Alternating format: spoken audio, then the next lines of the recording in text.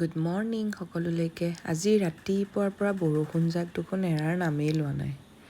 বতৰ দিনটো যিহেতু এনেকুৱা, মানুহজনে আবেলিলৈ ছাগলী মাংস আনিলে বনলেছ কৰি, অলপ বোলে ভাজি খাব আৰু অলপ মাংস বনাব লাগে। তাৰপিছত মই মিক্সিত এনেকৈ আদা নহৰু পেষ্টখিনি ৰেডি কৰি ল'লোঁ। কৰি মাংসখিনিত পিঁয়াজ, হালধি, জিৰা, ধনিয়া, মিট মছলা, ৰেড চিলি এনেকৈ গোটেই মছলাখিনি দি পেলাই মই কি কৰিলোঁ, মাংসখিনি এনেকৈ সানি ল'লোঁ।